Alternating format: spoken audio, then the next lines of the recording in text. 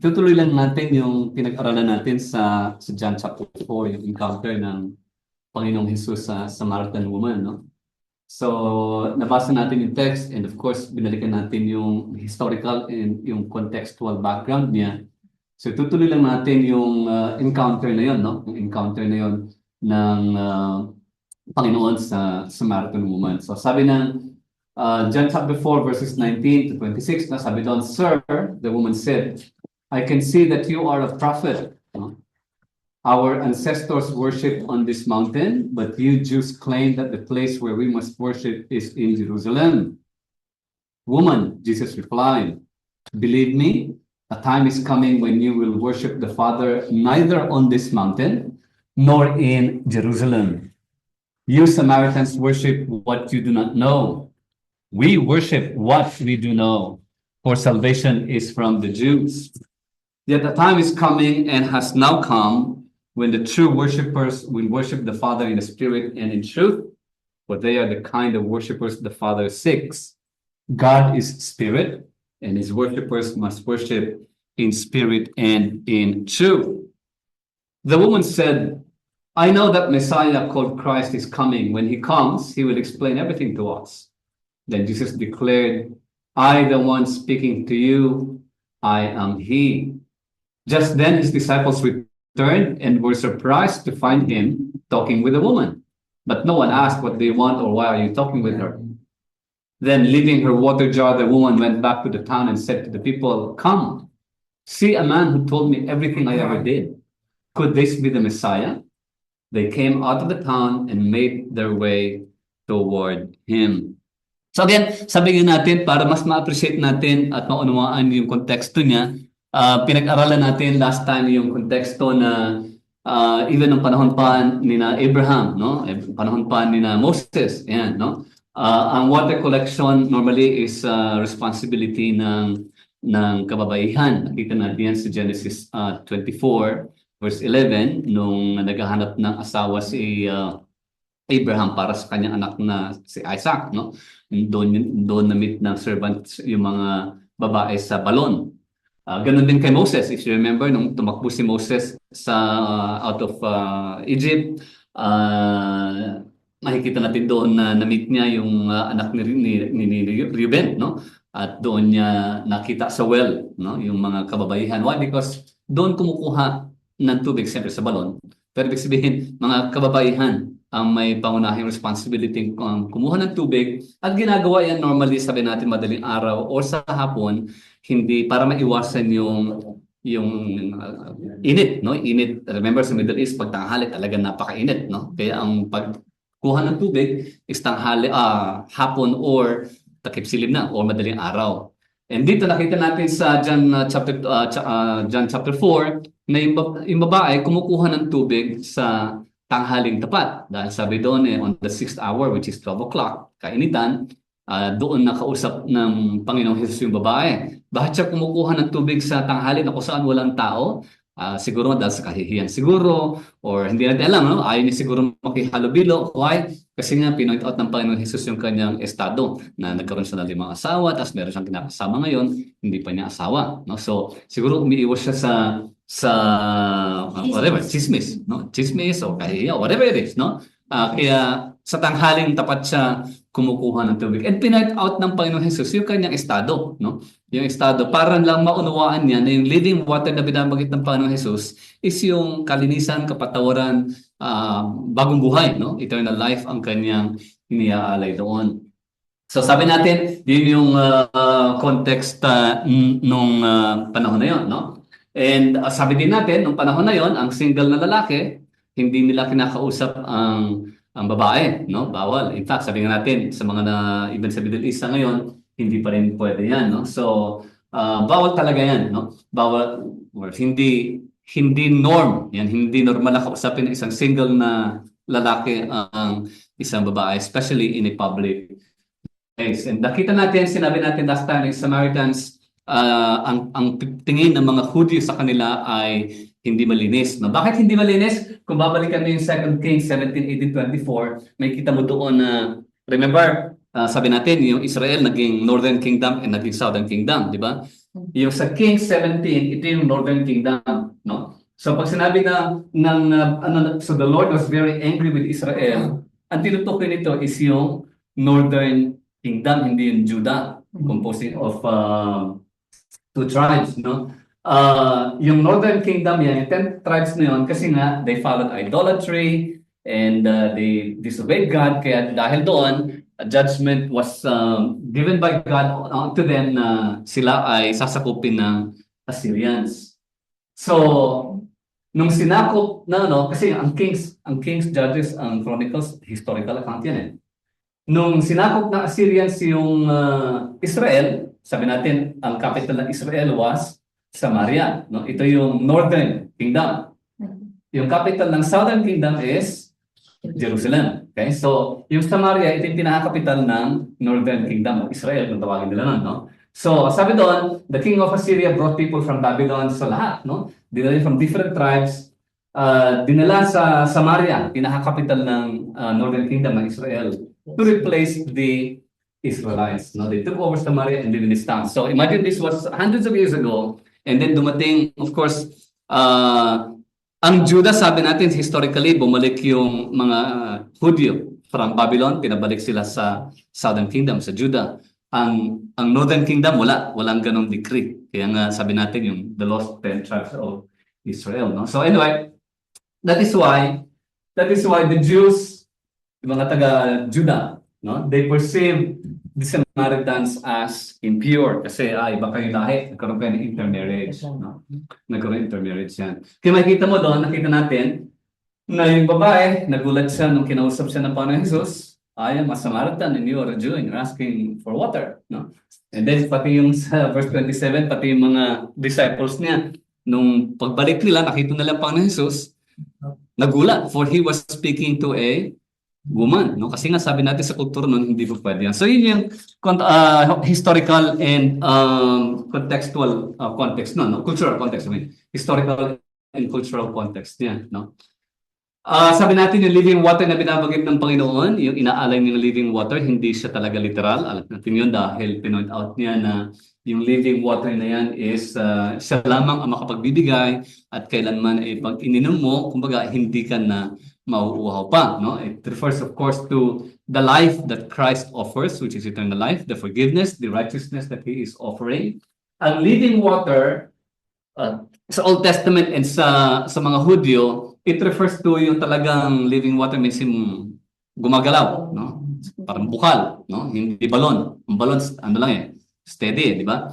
Living water refers to moving water and mahalaga yan sa mga Hudyo dahil yun lang ginagamit nila para linisin yung kanilang mga worshippers. So meron siyang historical significance yung living water, literal, no? But Jesus, of course, was not referring to the literal living water. Sa halip, ang pinapoint out niya is yung spiritual aspect nun, which is yung like eternal life, forgiveness, and righteousness that only Jesus can give. Remember, sa living water, sa Old Testament, ginamit din yan as metaphor, especially sa kay Jeremiah and kay Zechariah. Kay Isaiah, binanggit na rin tungkol sa water, that God gives. No? So water, again, it signifies life that comes from God. Si Jeremiah sa chapter 2 verse 13, binanggit niya nung kanya pinapagalitin yung mga Israelites na in exile, sabi niya, my people have committed two sins, no? They have forsaken me, the spring of living water. So God is identified as the living water, no? Again, sa Jeremiah 17, living water is again referred to as the Lord. They have forsaken the Lord, which is the spring of living water. Yung Zechariah naman, ito is more of prophetic siya, messianic. On that day, living water will flow out from Jerusalem. Ang fulfillment niyan, of course, is Jesus Christ. Kasi kasasabi lang niya sa John, sa babae, na kung kilala mo lang yung kausap mo, I will give you living water and you will never thirst again. So, ito messianic sa Zechariah referring to Jesus Christ. So, living water was referred to as reference to God. And of course, messianic niya is yung fulfillment ng messianic passage sa Zechariah refers to Jesus Christ. So, living water is about who God is, no? God being the source of life, no? Siya nagbibigay ng eternal life, no? Kaya sa verse 14, makikita mo doon na Jesus is talking about yung bagong buhay na kanyang ibinibigay sa pamamagitan, of course, ng banal na Espiritu. Sabi natin, yung water and the Spirit, laging magkasama yun, no? Laging magkatugma, laging magkaakibat, laging magkasama, no? Laging magkasama sa Old Testament. And even sa John chapter 3, remember sabi niya, unless one is born of water and the Spirit, laging magkasama lagi yan, isa. And as we will read later on, as we will study later on, of course, yung water na yun actually is the Spirit, no? It is the Spirit. As we study John chapter 14, 15, and 16. No?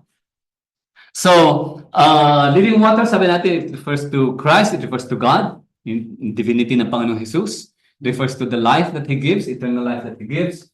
By trusting in Him, by believing in His life, death, and resurrection, nagkakaroon tayo ng buhay na walang hanggan, nag-uumapaw. So, yung living water na hindi siya metaphorical in the sense na ikaw ba'y nalulungkot, ikaw ba'y nagkakaroon then ang Panginoon ang magbibigay ng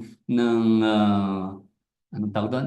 Ng fulfillment sa buhay mo, no? That's not the gospel. The gospel is we are sinners, we need a Savior, and that Savior is Christ and Christ alone, and He will fill the need, yung need natin for forgiveness, yung need natin for forgiveness, yung need natin for cleanness, for righteousness, ibibigay ng Panginoong Jesus, no? Living water. Now, balik tayo doon sa passage na binanggit ng babae. Balik natin yung text niya, no? Sabi doon, bago yung, hindi ko nasama dito yung before this verse.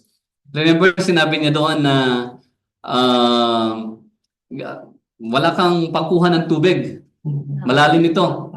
Paano kang makapagbigay ng tubig? Walang living water, kumbaga, no? And then, pinpoint out ng Panginoon Jesus na tawagin mo yung asawa mo. Pinpoint out niya siyempre yung estado ng babae na she was living a sinful life, no? Kagaya natin. Na pinpoint out ng Panginoon Jesus na she was living a sinful life. Ang ginawa ng babae, sa halip na aminin, no? Sa halip na magsisi, whatever, medyo parang, hindi mo alam kung nang-i-insulto siya dito o parang may sarcasm. Dahil sabi niya, I see that you are a prophet. Sabi niya, kami, ancestors namin, we worship on this mountain. Referring, of course, yung ancestors is in Abraham. Pero kayo, mga Hudyo, sabi niyo doon sa Jerusalem, no? Sabi niya, where we must worship dapat sa Jerusalem. So again, pino-point out niya doon yung siguro hindi niya pag-amin sa sarili niyang estadong pagiging makasalanan at kumbaga saan parang inililihis niya. Yan yung usapan, yung topic. Pino-point out niya na, propeta ka nga, pero sinasabi niya dapat mag-worship sa Jerusalem, pero kami, mga fathers namin, dito sa Mount Gerizim sumasamba, no? So yun yung context nun. So again, we have to point out na para sa mga taga-Samaritans, yung Mount Gerizim, yun yung lugar na kung saan doon dapat sumasamba. Why? Kasi as early as the time of Abraham, no? And even nung nakapasok yung mga Hudyo sa Promised Land, yung Mount Gerizim, yung place of designated worship, no, noong panahon ni Abraham, ni Joshua, doon pinapahayag ang salita ng Diyos, yung mga prophecies niya, no? So doon binabasa yung batas, no? So dahil doon, referring to Abraham, to the prophets Jacob, or to the forefathers Jacob, sa Samaritans, mahalaga yung Mount Gerizim dahil doon dapat sumasamba. Remember, bakit? Kasi remember, Samaria is the capital of the northern kingdom, which is Israel. Pero siyempre, para sa mga taga-Judah, taga-Southern Kingdom, ang place of worship is Jerusalem. Bakit? Kasi doon itinayo ni King Solomon yung Temple of Jerusalem. Remember nung tinayo yung Temple of Jerusalem, hindi pa divided yung kingdom. Kasi si King Solomon pa yan. Iisa pa lang yan. Na-divide lang yan nung namatay si King Solomon, nag-take over yung anak niya, nagkaroon alitan, doon lang na-divide yung Israel into northern and southern. No? So, ito yung sinasabi natin, parang naging sarcastic siya. Parang naging sarcastic siya doon sa pinoint out ng Panginoon Jesus yung kanyang estado na lima asawa mo, kinakasawa mo ngayon, hindi mo asawa. Sabi na ba, I see you're a prophet. You say na worship doon sa Jerusalem, pero hindi. Kami, ancestors namin, dito kami sumasamba. We have nothing in common. Parang gano'n, no? Parang gano'n ang sinasabi niya anyway, na dinideflect niya yung gusto i-point out ng Panginoong Hesus Kristo, no? Sabi ng Panginoong Jesus, woman, sabi niya, believe me, sabi niya, a time is coming when you will worship the Father not on this mountain nor in Jerusalem. So piniliwanag niya ngayon kasi pinapoint out ng babae, dapat sa amin, sa Mount Gerizim. Sabi ng Panginoong Jesus, hindi, no? Darating ang panahon at ngayon nandito na hindi niyo na kinakailangan sambahin ang Ama dito sa bundok na ito o di kaya sa Jerusalem. Sabi niya, you Samaritans worship what you do not know. Bakit? Kasi yung historical background niya, Samaria na-invade ng Assyrians. Assyrians nag-introduce sila ng mga idols and gods, no? Sabi ni Lord, we worship what we do know, for salvation is from the Jews. Because of course, salvation came from the Jews because Jesus himself being a Jew, no? Yet a time is coming and has now come when the true worshipers will worship the Father in spirit and in truth, for they are the kind of worshipers the Father seeks. God is spirit, and his worshipers must worship in spirit and in truth. No? So again, titignan natin yung context nun. No? Yung context nun. Sinabi ng Panginoon Jesus sa Samaritan woman na kayo hindi nyo alam kung sino yung sinasamba ninyo. You worship what you do not know. Kasi nga, ang wina-worship ng mga Samaritans is mga idols. Although they worship God, nahaluan siya ng pagan or idol worship, no? So, nung sinabi niya, you worship what you do not know, he's referring to, of course, to the non-Jews, no? Members of the tribe of Judah.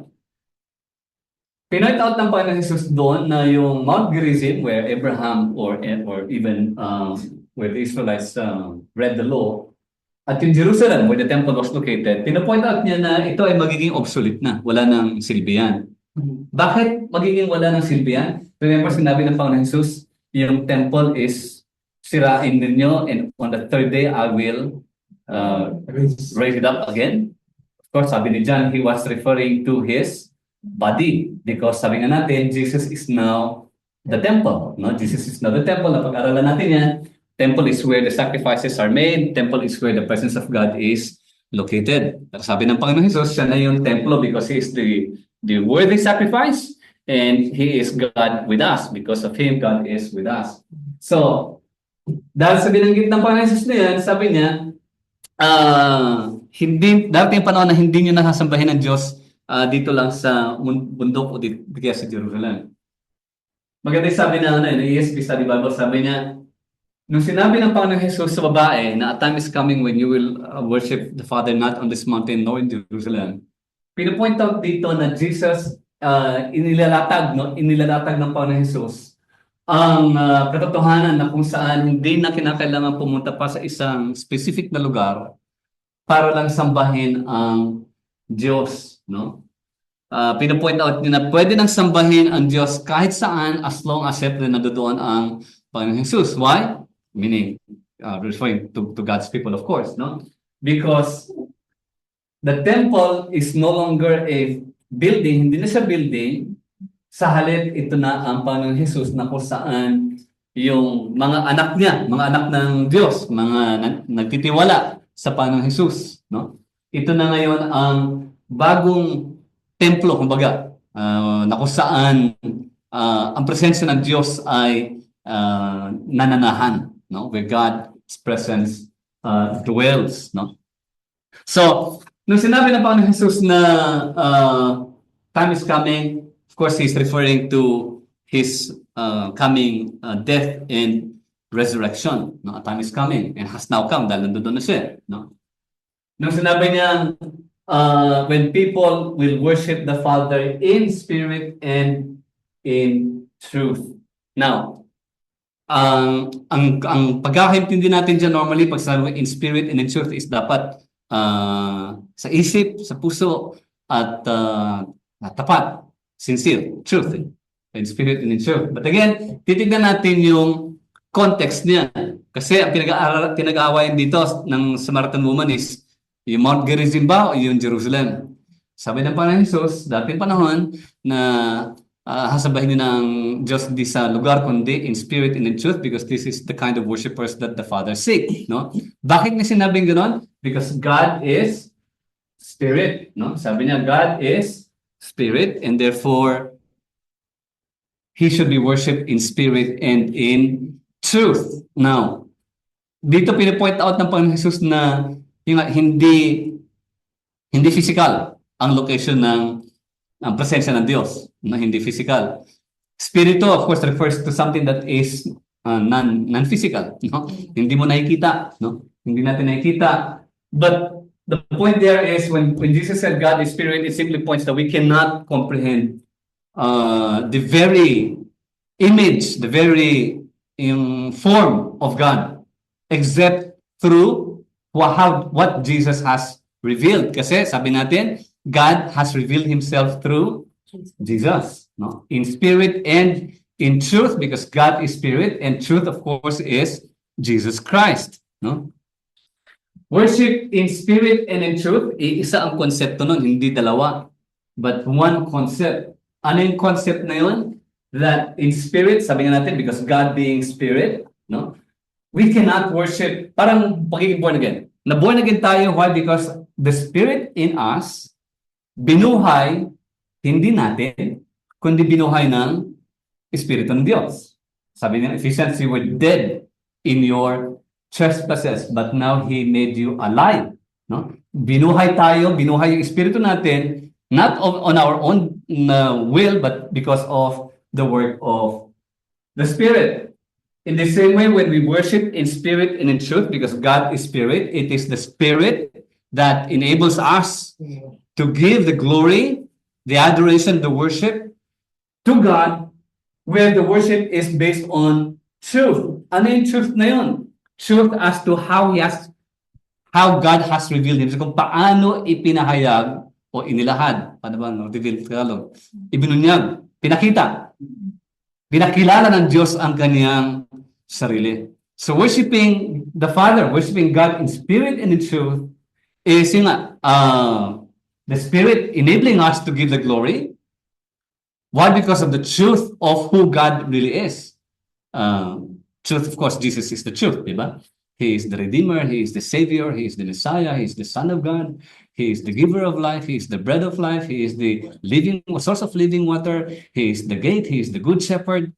That's the truth of who God is, revealed in Christ Jesus. So when we worship God in spirit and in truth, now don't get me wrong, we worship Him because of who He is. That's the truth. Ano yung, who is God? Based on how He has revealed Himself. How did He reveal Himself? He has revealed Himself through Christ, through Jesus, no? Because Jesus is the truth. We worship on that basis. We worship God on that basis. If the basis of our worship, kung tayo ay nagsasamba sa Diyos dahil sa, oh Lord, mabuti na lang at ako'y nakapasa sa ganitong exam, pinupuri kita, we're missing the point. Don't get me wrong, we should thank God for that, but that alone should not be the cause of our worship. Superficial lang yun eh. We worship God, why? Because God, salamat pinatawad mo yung kasalanan ko. That darating ang panahon, Ama, that I will be with you and I will dwell with you forever. Notice? Why? Yun ang narinig niya sa sarili niya. Salamat because you have forgiven me of my sins. Salamat sapagkat tinubos mo ako. Pinupuri ka namin sapagkat kayo ay tapat kailanman. Bakit sa tapat? From the very, even before we were born, God has chosen you from the very foundation of the world. So we praise God because of who He is. He is loving, He is faithful, He is good, He is a God of justice, a God of mercy. His mercy is new every morning. Ang dami, di ba? Talagang ang daming revelation ng Panginoon patungkol sa Kanya. And so we worship Him based on the truth of His revelation of who He is. Not because yung mga trivial things na lang na, Lord, buti na lang nakatanggap ko sa trabaho, praise you God, I worship you God because nagkaroon ako ng bagong trabaho and all that. I mean, we thank God for that, yes, but there's more. Mas marami pa dapat na, mas maraming malalim na dahilan pa kung bakit natin sinasamba ang Panginoon. Why? Because He deserves the worship. He deserves the worship. Why? Sabi ni John, for the Father is seeking true worshipers. Ano yun? Those that will worship God in spirit and in truth. Yung spirit, sabi natin, it's not just the... Totoo yun, na you should worship the Lord your God with all your heart, soul, mind, and strength, no? But when Jesus was saying spirit, sabi natin, it is the spirit, the fact that God is spirit, who He has revealed Himself through Christ. The spirit in us is enabled by God's Spirit to give the glory to Him based on the truth of His revelation that is in Christ. That's worship in spirit and in truth. No? We worship, remember, nasa Pentecostal church kami noon, ako, looking back, para ang bababaw ng mga reasons why we worship God. Back then, no? Na we worship God because may trabaho, may pay increase. Salamat na may bagong sasakyan. We praise God. I mean, is God a God of materialism? That is not how God has revealed Himself. Because God is not a God of materialism. God is spirit. Yes? And therefore, ang plano ng Diyos from the very start is that tayo, mga anak niya, is matubos, no, sa kadiliman upang pagdating ng panahon, makasama natin siya forever. Is that not enough reason to really worship Him? Even just on that? Pero hindi. Marami pang dahilan to worship Him. Why? He is faithful, He is loving, He is so good, no? Madalas tayo, hindi madalas, madalas talaga. Madalas we've been unfaithful. Ako, I always, I always fail to follow God's word to the dot. But God is merciful. Bakit? Kasi His mercies are new every morning. Kahit na pumapalpak ako, kahit na sumasablay ako, nandoon yung kanyang mercy na it is a new day, may bagong buhay ka. God's mercies are new today. Continue to walk the faith, continue to run the faith, run the race, no? Continue to walk the faith in Christ, continue to run the race, continue in your pursuit of godliness. Kasi pagka-Kristiyano tayo, yun ang desire natin eh. Yung desire natin is we pursue godliness, we pursue righteousness in Christ, no? Hindi yung self-righteousness. Many reasons why we have to worship God, no? Kaya sabi doon, the worship that Jesus is saying here is a worship that is not limited to a particular place. Why? Because God is Spirit. Spirit yun. Kaya nga madalas sa ibang pagka napakinggan sa mga prayer natin sa church, even before the worship, we pray in the Lord, as we come together, we pray that may your Spirit enable us to worship you in spirit and in truth. Why? Kasi on our own, we cannot really, we worship for wrong reasons. But with God's Spirit enabling us, we give the adoration, the worship, the praise that is due to God in spirit and in truth. Kaya nga yung mga songs, di ba, nagiging maingat tayo sa songs, pointing out na dapat yung mga inaawit natin, it's all about the faithfulness of God. It's all about the goodness of God. It's all about His greatness. It's all about His mighty. It's all about His love, His mercy, His plan of redemption, His desire to be with His people, no? Although He doesn't need us, but still God has laid out the plan na tubusin tayo lahat, no? Maganda yung sinabi ni Ligon Duncan, no? Summarizing yung John 4:24, sabi niya, God is Spirit. He is not limited to one location for our worship. Dapat ang pagsamba natin ayon sa katotohanan ng pagpapahayag ng Panginoon Hesus. Yung kanyang buhay, yung kanyang ginawa, yung kanyang ministry.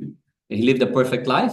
Namatay siya to take our place, no? Meaning to take our place not on the cross literally, but to take our place means He took the penalty for our sins. Substitution, the theology, penal substitution. He took the penalty for our sins, and He defeated sin and death by His resurrection. Dahil doon, we worship God because of the fact that Jesus has triumphed over sin and death. Jesus is the truth. Sabi niya sa John, I am the way, the truth, and the life, no?